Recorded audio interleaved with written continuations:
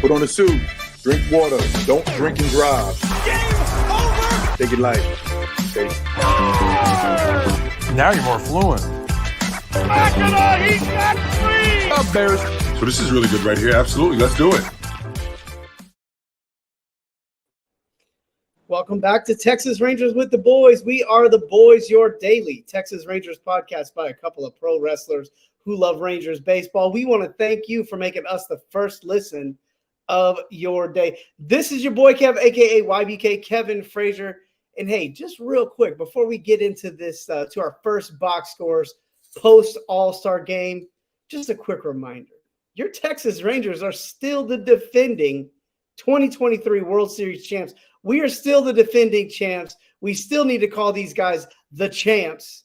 And we got a lot to talk about. We got the box scores from over the weekend with Baltimore. We probably got a little trade deadline talk.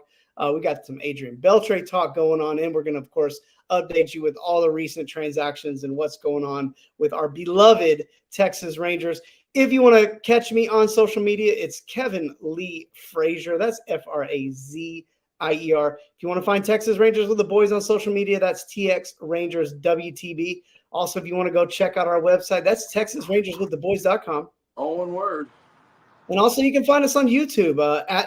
You can just go search Texas Rangers with the Boys on YouTube, and you can find us on the Sports Fluent Network. And we want to give a big shout out to all of our farm hands who subscribe to our exclusive content down on the farm with the Boys. And joining me today, my co-host, as always, the 300-pound manimal, a.k.a. Bull. How you doing, buddy? Where can they find you in America, and where can they find you on socials? Yeah, I'm doing pretty good. I'm kind of on a highway here, so it's not the best of but I couldn't do the river again and end up with all those bugs. That was not okay. Brutal. That was probably the worst decision we've ever made on this podcast. Made by me, of course, because that's what I do. But yeah, no, I'm in lovely Easton, Pennsylvania, great town. Spent some time down south here in the in Pennsylvania this afternoon, and so far having a wonderful time on my trip here, and looking forward to talking about some Rangers baseball today. Rangers, they got one. The Orioles, that's a good team. You can't be too upset. I mean, I'd have been a lot more upset if we were coming on here today and talking about a sweep. And, you know, I mean, look, you still got 4 games left on this homestand. You've got 4 games against the worst team in the American League. It's time to go beat up on them. They can't have another Colorado debacle here at home with the White Sox as they come to town starting tonight. So anyways, but yeah, doing good here in Easton, Pennsylvania, listening to the guys out here on their jet skis on the river because, you know, I mean, it's a beautiful day here and actually nicer here today than in Texas for sure. Oh, sure. Yeah. We actually had some nice weather over the weekend. Yeah, just because never fails. Yeah. Never fails. I go out of town.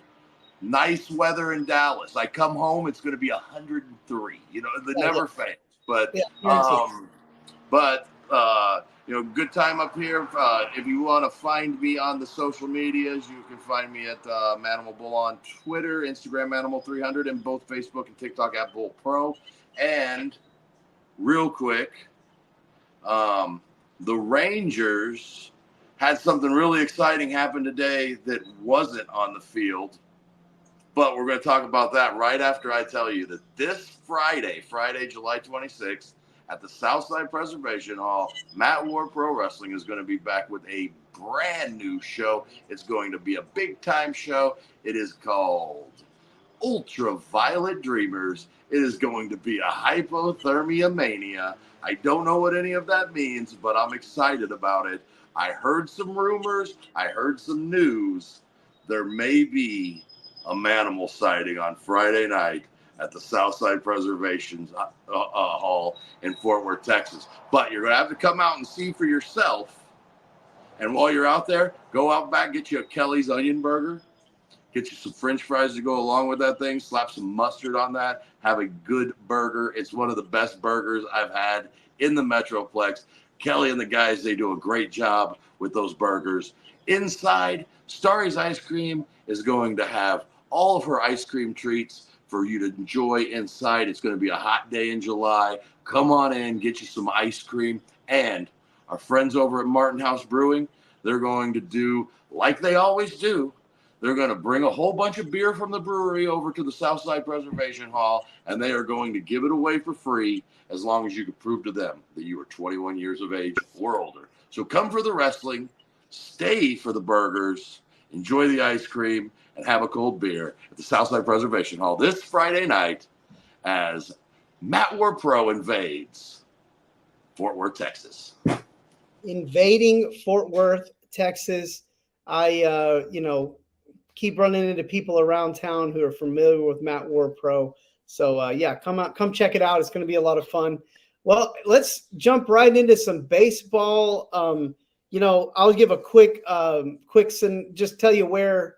You know what? Forget that. We're going to start with some off the field news for the Rangers, and we'll get into the updates. Yeah, even with the Rangers playing against Baltimore, I definitely think this is the most important Rangers story of the day. It sure is, man. Adrian Beltre inducted into the Hall of Fame. Pretty awesome. Pretty exciting. I'm going to let you talk about Adrian Beltre while I go round up this little manimal who's acting like a manimal. Well, that's what manimals do first and foremost. They disrupt things. They make things tough. So it's no surprise that the little manimal himself is doing the same things that the big manimal would do. 100%. But today, up in Cooperstown, New York, where they celebrate the great game of baseball, Adrian Beltre was inducted into the Hall of Fame, rightfully so, first ballot, part of the illustrious 3,000 hit club, which is probably the most important number, in my opinion, to get into the Hall of Fame. But for Beltre, this honor was, rightfully so. He goes in with Joe Mauer, who was also a first ballot Hall of Famer. Todd Helton, who finally gets in. Todd Helton, remember him, the quarterback from Tennessee that was Peyton Manning. Peyton Manning was his backup or something like that. Mm-hmm. Yeah. Anyway, and one of my favorite managers of all time, always had a heater going, not afraid to jump on Barry Bonds' ass. Jim Leyland goes into the Hall of Fame as well. So another great manager. Really? Just now? Yeah, just now, right? In my mind, I thought Jim Leyland was already in the Hall of Fame. Just great career for Jim Leyland. He was the best manager in baseball my whole life. Well, I thought, he did such a great job with Pittsburgh, who was always, through the 80s, was mostly a loser after the 79 win, and then took that team to the playoffs several times with Bonds and Bonilla and the guys. And then once he left there, he won a championship with the expansion team. Yep. And then went and took a 100-loss Detroit team to the World Series. So Jim Leyland, the skins are on the wall, and he may just have the one championship, but playoff appearances with Pittsburgh, Florida, and Detroit, three teams that before he was there were all perennial losers. And honestly are still. Yeah, absolutely. Detroit's had some years. But really, let's be honest, they were the Jim Leyland years and the follow-up with that when they still had Miguel Cabrera and some of those guys. You have Max Scherzer and Justin Verlander in your rotation, you're going to be okay. Right, absolutely. But let's get back to Adrian Beltre. Let's talk about Adrian Beltre. Okay. I'm going to throw some stuff out there at you. So one of I love obscure statistics. So, we do our show down on the farm with the boys, right? And we're always covering minor leaguers and what they do and blah, blah, blah. And one thing I'd never have done is see what Adrian Beltre's minor league career was like. Like, what would it have been like in 95? And it couldn't have been much, right? Because he was in the big leagues by 19. So 95, you have an international signing. We do these every year, right? International signing, a 16-year-old kid named Adrian Beltre is an international signing. Starts off immediately at A-ball. And now there wasn't the summer league back then like there is now, but when you got a talent like Adrian Beltre, A-ball may be the start regardless. And just let me kind of just roll you through the pattern here. So he starts out at A-ball. Before the year's up, he's at high A. in his first season at 17 years old of professional ball. Imagine if one of these international signings this year, what if Sebastian Walcott does this his first year at 17? He comes out and hits in 556 appearances, hits 26 home runs, slashes 284, 366, and slugs 519 at 17 years old as a professional. Well, now think about how impressed we are with Sebastian Walcott just doing what he's doing at 17 years old in high A. Just the fact that he's there, we talk about how advanced he is as a ball player just to be there. So to be a guy that not only is there, but also putting up big time all-star caliber numbers at those levels, because you don't see a lot of high and low A ball players hit 20 plus home runs at 17, and you don't see any of them at 17 hit. I mean, we know that Sebastian Walcott may have some of the most fun batting practice to watch in all of minor league baseball, but he is not hitting the ball on the regularity that Adrian Beltre was at 17. Yeah, so by the time he was 18, he's at high A. He goes out, hits 26 home runs that next year, slashes 317, 407, and 561 in 123 games. By 1998, when he's 19 years old, he goes out and he in Double A goes out and scorches Double A for a 321, 411, and 581 slash. The Dodgers are like, that's it. We're bringing him up. And they had an injury. They had an injury that year. And I've seen a story where Adrian Beltre went to Tommy Lasorda and he said, even when he gets back, keep me up. I want to prove to you that I should be a big league ball player and get that experience at the big league level. So he kind of like worked his way into that role throughout. I mean, like he kind of like gave old Tommy Lasorda, the old, come on, brother. Give me the rub. You gotta love that. What a mature guy. And let's for a guy that's 19 to be doing that as well is even more impressive. Well, and then like we talk about Wyatt Langford in his first season and all this stuff, and this is kind of a way to kind of compare like how impressive Wyatt Langford is. Adrian Beltre in his first half of a season at the big leagues at 19 slashes 215, 278, and 369. But then 1999, at 20 years old, this is when it began. This was when the Adrian Beltre we have come to know and love. This is the beginning of it, and he never looked back because the guy he played 100 games or at least 111 games every season from 1999 until 2017 with the Rangers. And that year he played 94 games. This guy was the model of durability. And then I'll say what he did in his first big league season, and then I'll kick it over. So his first big league season at 20 years old, slashes 275, 352, and a 428, hits 15 homers, steals 18 bases, gets up to the plate 614 times, and plays 152 games. And, the rest they say is history. Yeah, and he became a full-time player in that 20-year-old season.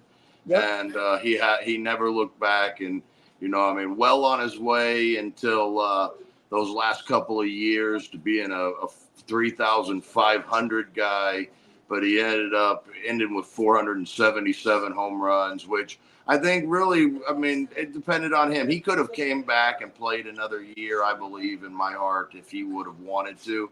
But at the same time, the Rangers were going to a new young manager and kind of starting back over. I think it was just kind of time for him to step away, and it feels like, he left something in the tank whenever he stepped away from the game.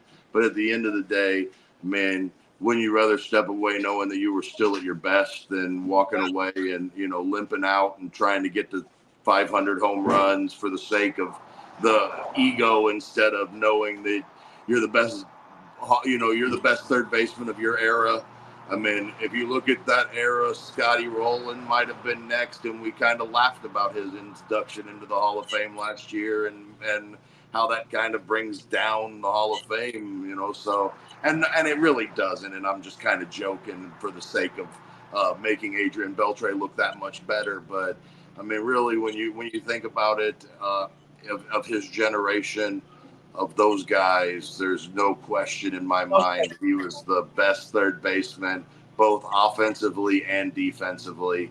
And I mean, in an era where guys like Nolan Arenado and Manny Machado basically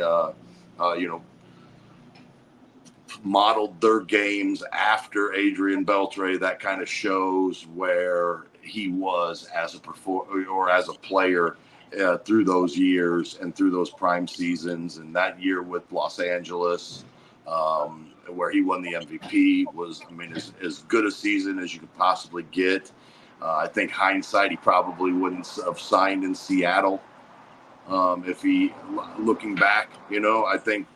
So he was runner up to Barry Bonds that year, the MVP year, or what year you're talking about. You're talking about 2000. I'm just throwing out the Mike Greenwell statistic, where if Jose Canseco is going to not be around because of his steroids or whatever, sorry, Bonds, you didn't win that MVP. Well, and honestly, when you look at what Beltre did that year, and obviously Barry Bonds, his the slash and all that is just out. That year was good Lord. I mean, Beltre bats .334, hits 48 home runs, gets 200 hits. The 48 home runs more than Bonds, the hits more than Bonds. Wins above replacement was one below Bonds at 9.6. Bonds was at 10.6. OPS was well over 1. I mean, it's a historic year and playing a position where you really don't see numbers like that. Yeah, well, and we always kind of thought of the idea of corner infielders as being kind of power guys, but most of the third basemen move off of third to first. Mm-hmm. Like a Jim Thome or someone like that, where they kind of move off of third to play. Mark Teixeira is a good example of coming up as a third baseman. Yeah, Mark McGwire, same thing. Yep, so there's a whole group of those guys that kind of get moved off of the third base to play first base and for a more of a primary defender. But you could never take Beltre off of third base as a defender because he was, best of the best. When you talk about it, you talk about him in the same sentence with Brooks Robinson, Right. like you don't talk, like that's insane. Mm-hmm. And I don't know how Adrian Beltre doesn't have more Gold Gloves. I don't know if it was because he was just like stuck up there in an albatross of Seattle or what the case may be. But there wasn't a year that I could remember. The Gold Gloves didn't start coming until about 2007. And I think it was probably because for whatever reason, he wasn't getting the recognition for that. And the bat can be a part of that. Like the big bat can also be a part of that just because a lot of times I don't know what that is. But anyway, regardless, 5 Gold Gloves, 4 All-Star games, Silver Sluggers, 4 Silver Sluggers, 2-time Platinum Glove. Yeah. And that Platinum Glove didn't even start until he was like halfway done with his career or more. I think it was a Ranger before it was even started, the Platinum Glove. And I love the 3,000 hits. Like that to me is just an amazing statistic. It's the perfect picture of consistency. Well, and the part that stands out to me the most that I find is that the level of excellence that he was able to sustain from 1999 all the way through 2018, and he really just didn't get hurt. I mean, he got nicked up. He did have the testicular thing in Seattle that kept him out for a handful of games that he had to go on the IL for, or DL back then. 111 games that year. Yeah, because he didn't play. He didn't use a cup over there at third base. Right. So crazy. But 111 games was the second lowest he ever played in a season in his career. And he basically had a testicle smashed. Yeah, and then the next year, the cool part about that is how he came back from that. In 2010, came out and hit 49 doubles for Boston.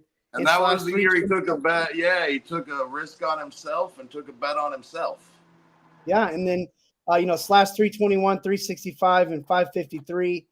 finished 9th in the MVP that year, won the Silver Slugger. And then really, I think when he came to Texas, for whatever reason, it was like once he came to Texas, it was like that's almost when everybody was like, this is the best third baseman in the game. Yeah, well, for some reason. You know, I think also, too, like Texas fans didn't quite understand because Michael Young is a very good defender. I mean, he wasn't plus like Beltre, but there aren't people like Beltre. Right. So, you know, I mean, Michael Young was a shortstop playing third base. He was pretty decent over there, and he had Elvis Andrus on his left side, so he, you know, didn't have to have the range that he had to have at shortstop. And Michael Young was consistent, and we kind of had the idea, like, why are you going out and getting this third baseman whenever we've got Michael Young here on the team? And, you know, I mean, not to say that, because 2011, Michael Young, that was probably his best season as a Ranger, if I remember correctly.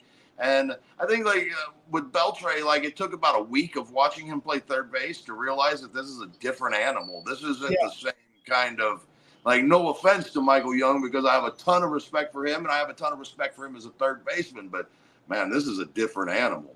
Yeah. Beltre showed us all, you know, that he's something special. And it was once he got to Texas, really, it's weird because that's when he started really getting the year he had at Boston. For whatever reason, maybe because he's on the East Coast, gets him in the limelight for a little bit because he gets 9 MVP votes, makes his first All-Star team, wins his second Silver Slugger award. And then from that point on, he got MVP votes every year from 2011 until 2016. And he won a Gold Glove. He won a Silver Slugger. He was in the All-Star game. He won, he won 3 Gold Gloves. He won an ALCS. Yeah, I mean, he won all kinds of stuff. He started getting he single-handedly in 2011 beat the Tampa Bay Rays in the playoffs. Right. And then he hit like 3 home runs in one game and hit like 600 in the series. And his numbers with Texas were really, really good. Like in many ways, his time with Texas, though he didn't have he didn't have the highs like he had in Seattle or like he had in Los Angeles or maybe in Seattle. But his consistency, he hit over 300 darn near every year. But his from 2011 to 2018 with the Rangers, he slashed 305, 357, slugged 509, and had an 866 ops, won 3 Gold Gloves, 4 Silver Sluggers. And average for the Rangers, he per 162, he was 29 homers, 103 runs batted in. And I mean, he was just excellent, man. And what he did at third base defensively was enough to have the recognition on its own. But what he did offensively is what made him a Hall of Famer. I agree. And, you know, I mean, there aren't a ton of guys that are in the Hall of Fame for being a defensive-minded player. I mean, the only, you know, I mean, Brooks Robinson would be kind of considered like closer to that than Adrian Beltre, I would say. But I mean, Brooks Robinson was not a slouch at the plate. He had 2,800 hits. Yeah. And I mean, he hit 250 plus home runs, and you know, I think he had over 300 doubles. I mean, he had good totals for his career, and you know, he wasn't just. You know, but and again, Ozzie Smith developed himself into a Silver Slugger at one point in his career as the lightest hitting shortstop of all time. So, you know, those are the special guys. Brooks Robinson led the league in runs batted in, and you know, the year he won the MVP. So let's not act like Brooks Robinson didn't hit. He just wasn't. No, he was stud. You know, a master. And I think wasn't like Memorial Stadium in Boston like 375 down the lines or something ridiculous like that. I mean, I feel like he played in like this ridiculous Baltimore, you mean? Yeah, in Baltimore. I mean, and Brooks Robinson had that like that tiny bill on his batting helmet. Anyways, when you're being mentioned in the same sentence as Brooks Robinson defensively, that's man. Like that's when I think of, I mean, Adrian Beltre is definitely on the border, or could definitely be on the Mount Rushmore of third basemen of all time. I don't know, you know, I mean, there were great ones. There's Brooks Robinson, there was George Brett, there was Mike Schmidt, you know, and you start thinking maybe Chipper Jones, And Beltre's right up there with all those guys. Right, 100%. You can make. And I don't know that I put one of them over the other. I mean, you can talk about the attributes of what George Brett did for the game by being more of a consistent pure hitter and not the greatest defender, where Schmidt was kind of, both. I mean, anytime you're even compared to those guys, it's a compliment. And I think Beltre the same thing. We should move on though, because we're not Rangers. Let's congrats to Adrian Beltre, a definite Ranger. Tip of the cap to the greatest third baseman that we ever got to see play live, for sure. So let's talk about our beloved Texas Rangers. Finished the weekend series in Baltimore, 5 back in the division. Not a bad place to be. And then in same spot as it was.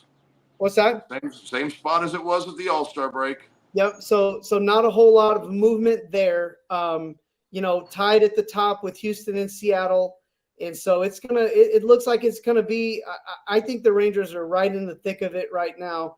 And I think they have a great chance if they want to make some moves to shore this team up. Now, before we talk about that, let's talk about a few moves that were made. So Justin Foscue comes up, and then Derek Hill designated again.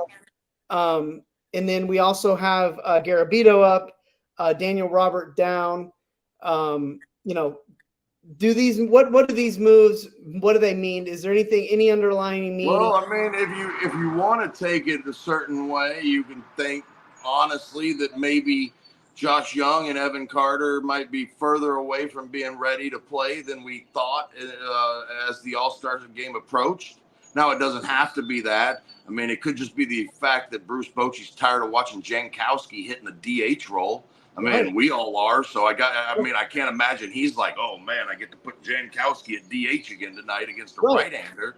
So yeah, no, I don't know exactly what the case is. I don't know if there's anything to read into it at all, or just the fact that Justin Foscue is, he's spent a full season at AAA. He performed at AAA. He got hurt with the big club earlier in the year. Goes back to AAA, and while his numbers were good. He was hitting the ball hard. He was spraying it all over the field. He had some decent days at the plate. He had some days where he had some hard luck. He had some power days. So as you look at it right now, Justin Foscue is the most ready prospect that they have in their farm system right now. And, he's on the 40-man roster. So, yeah, you want to get some – you need a hitter in there at DH. And, again, we love Jankowski, but – and I want to kind of just make a couple of points here that I love Jankowski. He's a great guy. But honestly, he needs to be the last guy on your bench, he's your plug him in the defensive outfielder at the end of the game, pinch runner. Somebody gets banged up a little bit and they have to move into the DH role. Then you slide Jankowski out there on the field, but he's not your DH. That's not a guy you need to see at your DH, which brings me to my next point is that it's a little bit ridiculous to me that the Rangers front office is holding the team hostage in terms of making moves until they do something when the amount of help that they're getting is Jankowski is your DH. The issue here is that they needed that bat now for a few weeks, And I think it's really the difference between what we saw this year or what we've seen so far this year and what we saw last year. They kind of jumped on their problem early in the year last year when they were having bullpen struggles. And I'm not saying they fixed them all at the trade deadline or before that in June when they went out and swung a deal. It takes a little bit more in June. And we saw that because we lost a potential guy that could be in your rotation or an ace even in Cole Ragans. But again, that may not have happened for him here. Right. None of that may have happened for him here. So we can't look at it that way. No, and everybody trying to act like that they knew that Cole Ragans was going to be that. Go get out of town. And that's a lie. Yeah, that's a bold-faced lie by every person that said that. Yeah, no, nobody we saw that watched coming. him struggle last year out of the bullpen. We saw him struggle the year before that as a starting pitcher in the rotation. So I'm not saying that Cole Ragans isn't a tremendous pitcher. I'm saying that may not have happened for him here. I'm saying, like, that's what I'm saying. I don't know that it wouldn't have or it would have. But I'm saying that whenever that trade went down last year, me and you both said, oh, that's all you had to give up for. Right. Everybody So, did. At the end of the day, yeah. Oh, yeah. Everybody Like, don't act like everybody knew that Cole Ragans was going to be this ace pitcher that was going to start gunning the ball in at 101 and breaking everybody's ankles with his off-speed pitches. So, that's. But what I'm getting to at the point is that the Rangers have known since May 1st that their offense has been struggling. Yes. And they've made no changes to the said offense. And the changes that they do make are Jankowski going to DH or Derek Hill Robbie or Grossman? yeah, I mean, like, really, yeah, no, and Robbie Grossman in the same sense. I mean, that was a waste of a relief pitcher that may be able to help your ball club at some point. But it was at the same time, you got to do what you got to do. But Robbie Grossman isn't the guy that you go give something up for. I mean, hell, if you talk to Chicago nicely, you might be able to get him to DFA him and say you could send him something cheap for it. I mean, I just don't know what the thinking was. I don't know what the thinking's been. I know that Tavares has struggled at times. Adolis Garcia has been the worst player in baseball since May 1st, and it's not even close. He's like a negative 1.1 WAR since May 1st, and like the closest to him is like a negative 0.8. So I mean, it's not even close. That Garcia, Langford has struggled at times this season. Early in the season, he hasn't been up until that double. lately. He was 0 for 25. Yeah, I was gonna say he hasn't been great lately. And that's not fair to him. Like, that's not fair to him. We just got through talking about Adrian Beltre, a Hall of Famer who in his first season came up and batted .217. Yeah, So absolutely. Wyatt Langford. Yeah, so for the idea that Wyatt Langford and I mean, we had the same excitement about Wyatt Langford. Of And course, it is we're still exciting, whatever, and we still are. And I know that next year and the next year and the next year, we're going to see these leaps and bounds from Wyatt Langford. We're going to see Evan Carter get healthy. We're going to see guys, approach what their ceilings are. But this year, it just hasn't happened. And the Rangers never addressed that one time. I mean, I don't care. You could tell me they addressed it with Robbie Grossman, but that's a crock of horse shit to me. Right. And again, now I'm going to wrap it, but I still think it's worth talking. So this year you let Grossman go. And again, you bring him back. Okay, whatever. You let Grossman go. You let Garver go. Evan Carter comes up this year. He's not the player that we had hoped he was. He's hurt, been banged up. The offense we had hoped from him wasn't there. You let Garver walk. 4 guys that made major contributions to this offense last year, and you don't bring any of that back this year, or you don't have any of that back. You know that's not. You know that after a couple months, and you do.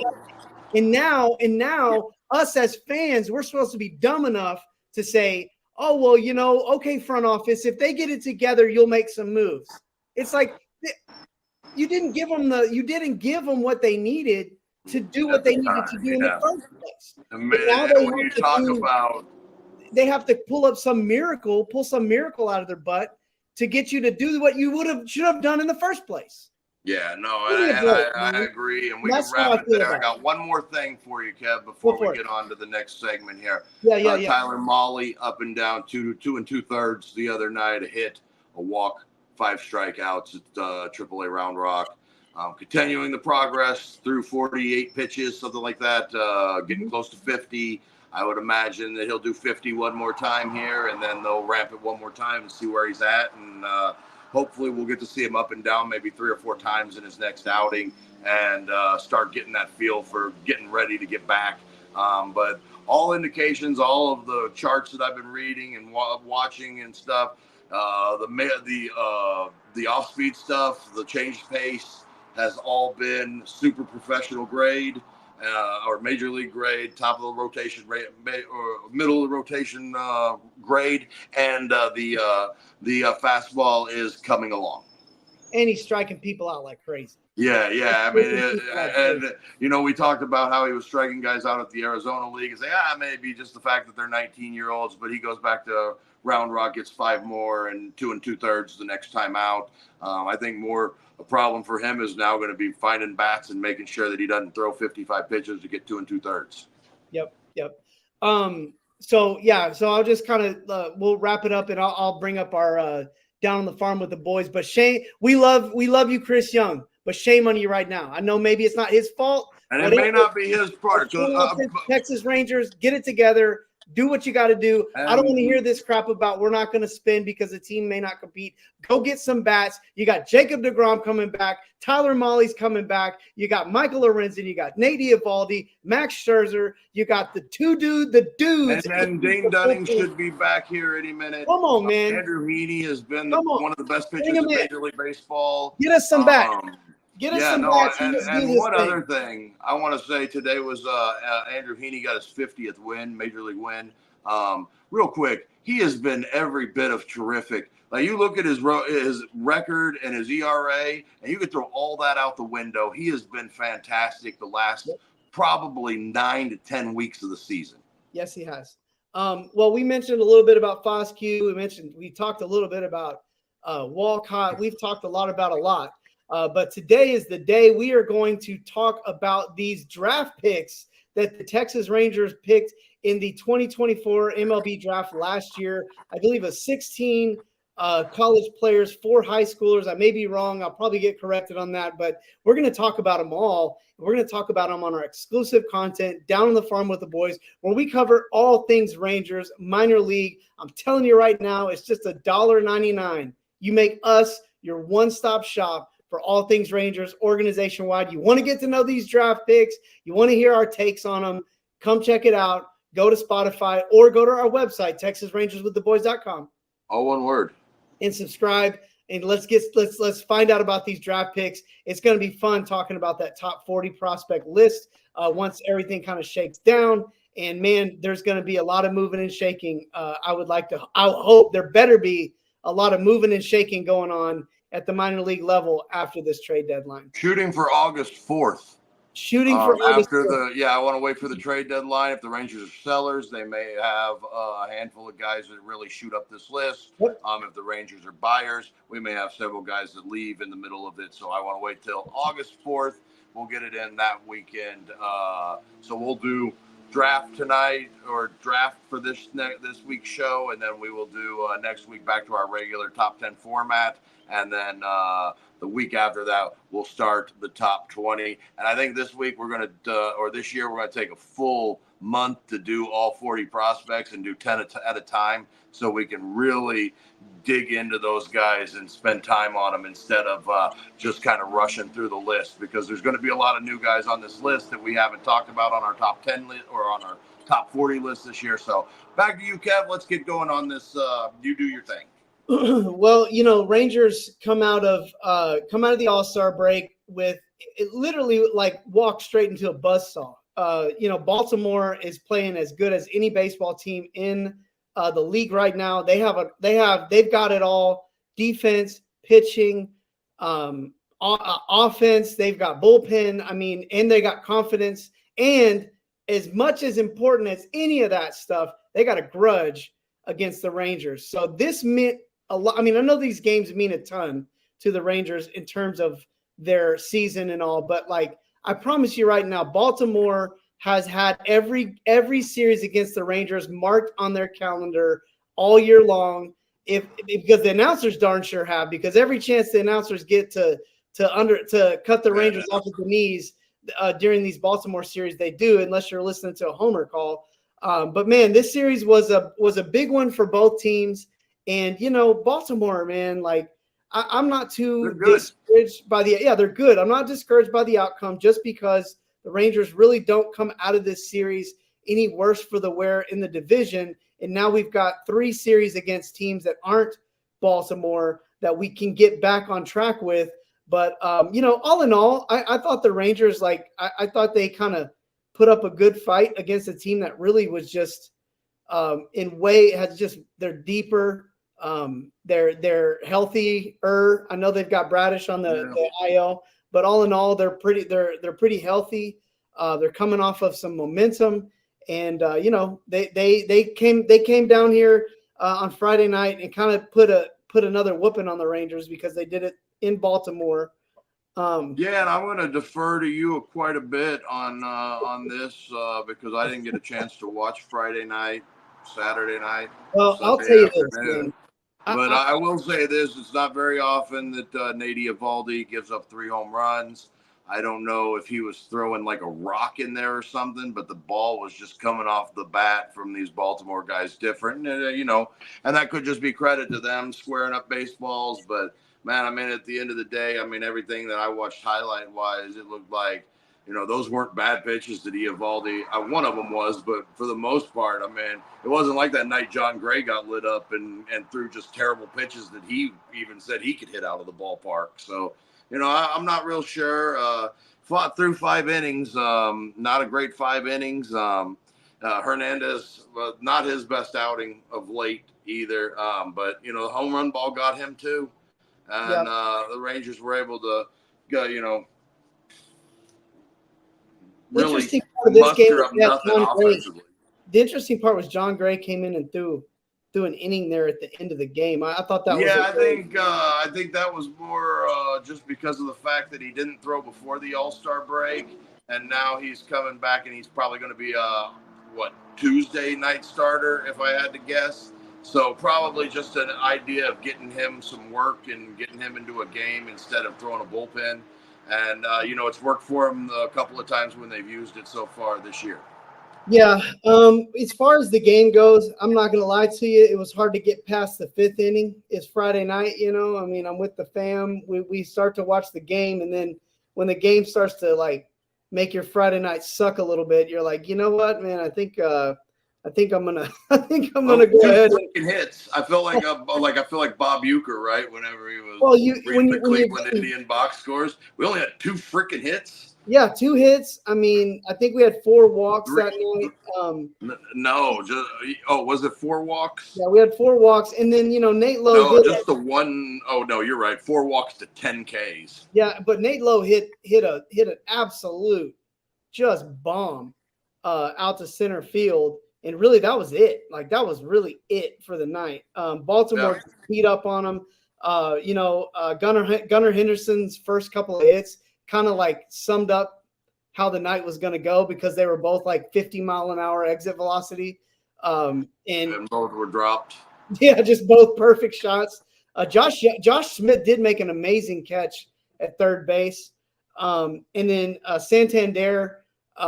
He's just kind of locked in right now, and he just absolutely took Eovaldi for a ride. Took Hernandez for a ride later in the game. Yeah, too. He did, and it is what it is. Getting beat by the AL home run leader is not a big, the second number 2 in AL home runs. It's not something to be too upset about. I'll say one thing that was the most impressive part about Baltimore all weekend, and I love Gunnar Henderson, watched a ton of him during the All-Star break. Santander, I have to watch him because he's on my fantasy team. But, man, Adley Rutschman, dude, he's the best player on that ball club, dude. He is. Yeah, that's the truth for sure. I know Gunnar Henderson's getting a lot of talk right now and all of that stuff. But, yeah, there is no question that Adley Rutschman is – I mean, at this point – you could talk Will Smith and all those other catchers in the National League or whatever, but Rushman's the best catcher in baseball. And, he's got, 17 jacks here before the end of July as a catcher.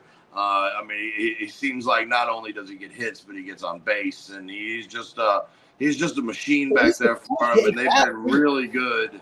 He's a tough bat too, man. If you're a pitcher, you hate seeing that guy come up to the plate because he's going to fight you up there at the plate. I mean, he's a really tough at bat.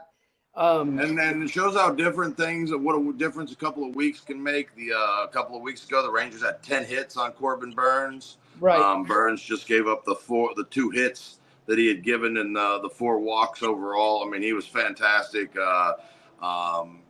tip your cap to Corbin Burns. You knew you were going to have a fight for that one. And when Eovaldi doesn't have his best stuff, you know that you're in for a long day. Yeah. And I'll wrap it real quick.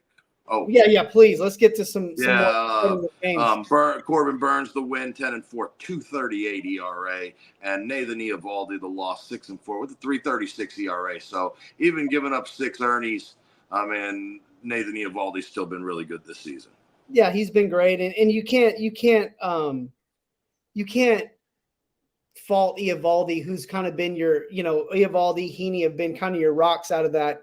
Lorenzen for the most part. Like these guys, you need these guys. If they have a rough start, they've earned the right to have a rough start. I mean, even Burns had a rough start against the Rangers. So, Rangers lose, whatever. Let's talk about Saturday night. I felt like Saturday. Bottom of the order, dude. That Saturday night, the tail of the tape is the bottom of the order killed them.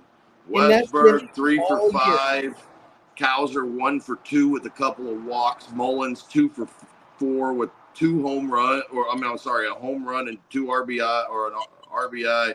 It just was, and then Urias was 3 for 4 with a couple of RBIs. I mean, that's 6, 7, 8, 9.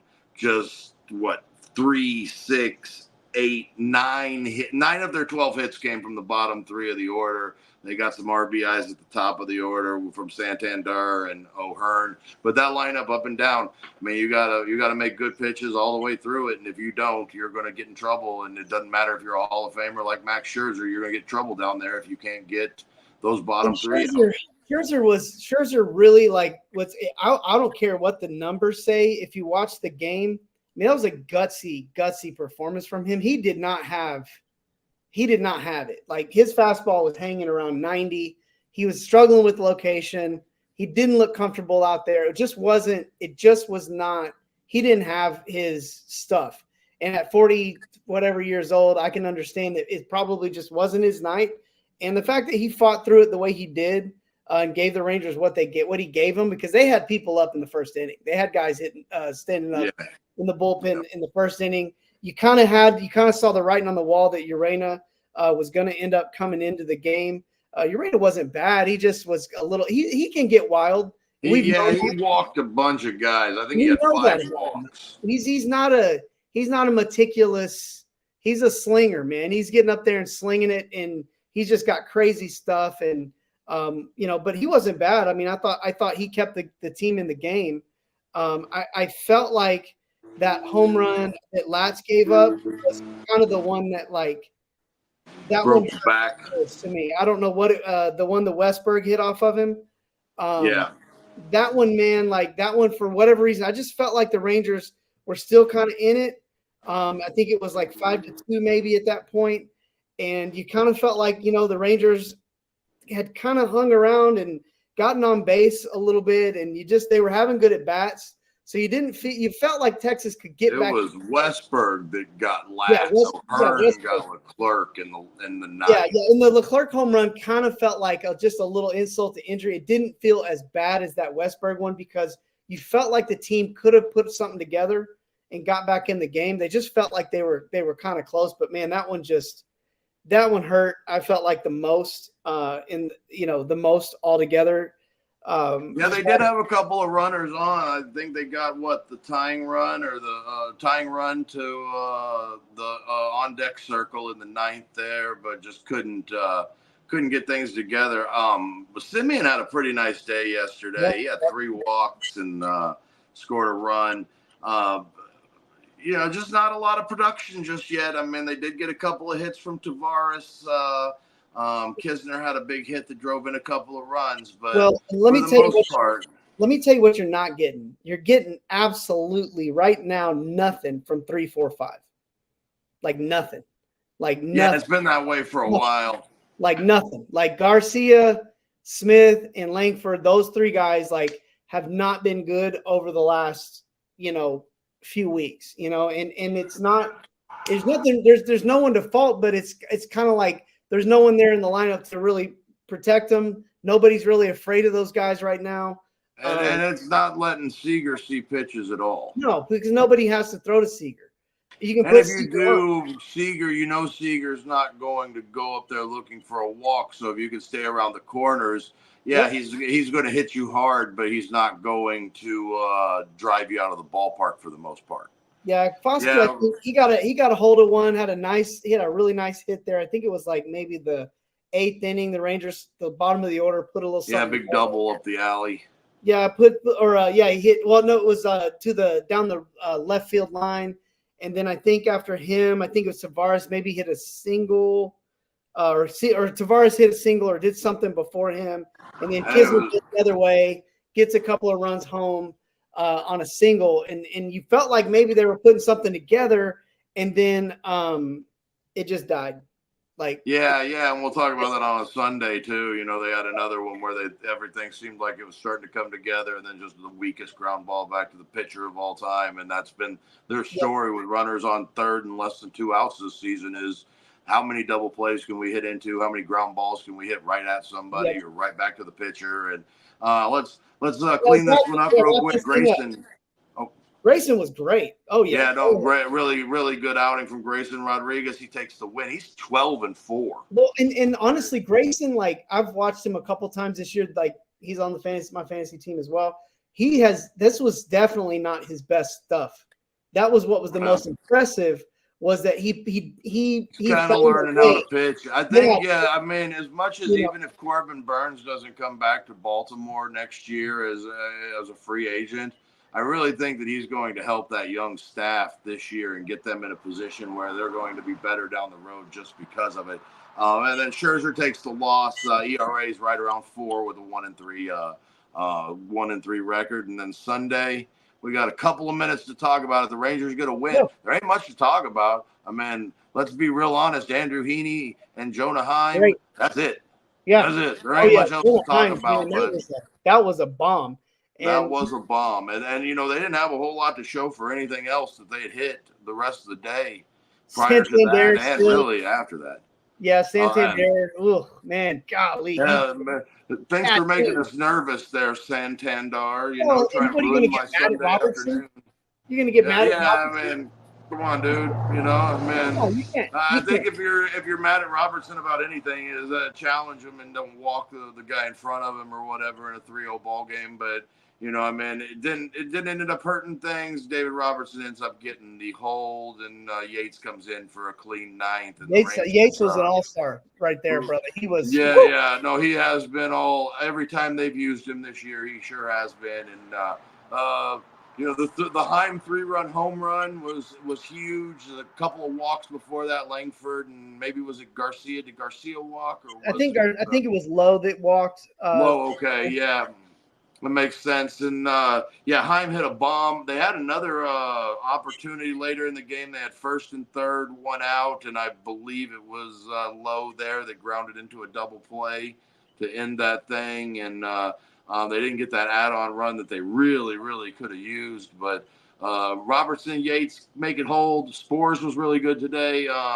You know, he gave up that 1-out double in his 2nd inning of work, but worked right around it with a little weak ground ball to shortstop, and then got old boy looking to finish that thing out. And Rangers get out there with a win. Andrew Heaney, God bless him. He has just been fantastic since about the middle of April, maybe the 1st of May. He really has been. I mean, every time he goes out there. I think it started with that night that we went and watched him on my birthday there on May 1st.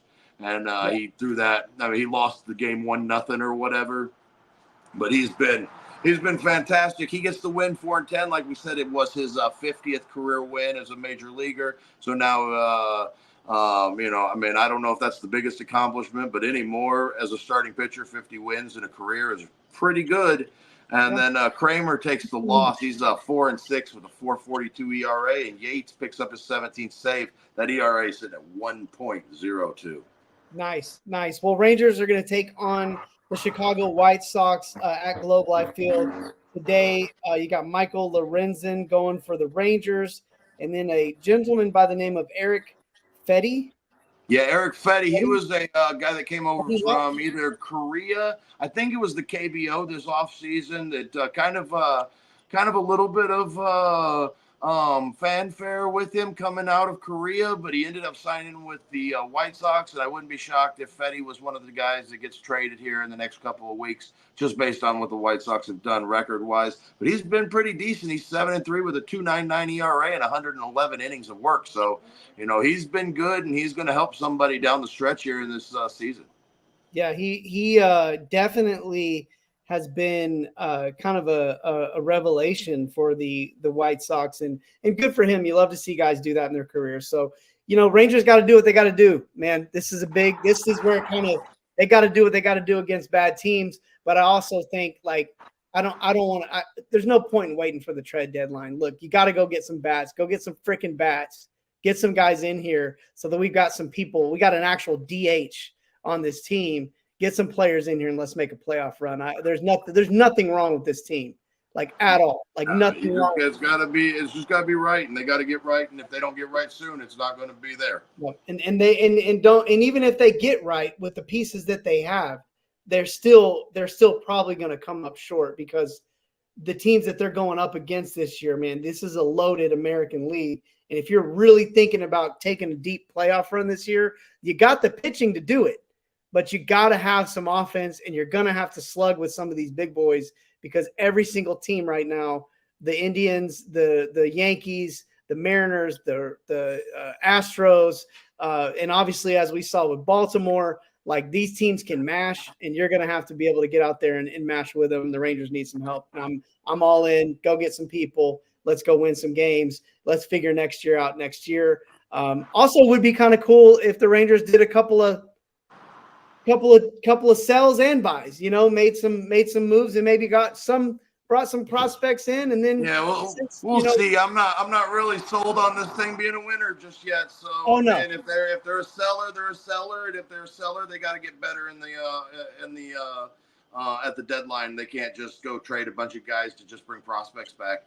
Man, they're not in that spot where, they've got people that people want, or they've got players that people want, and you don't have to sell them. You don't have to sell them. Yates, Robertson, both have options. Bring them back next year. Make a run next time. So let's get out of here, because we got stuff to do still tonight. All right. You guys have a good one. Don't forget to check us out. Social media, TX Rangers, WTB. Don't forget to check that website, TexasRangersWithTheBoys.com. All one word. And also, don't forget to check out our exclusive content, Down on the Farm with the Boys, where we cover all things Rangers, minor league, for the 300-pound manimal. This is your boy Kev. We are Texas Rangers with the Boys. We're signing out.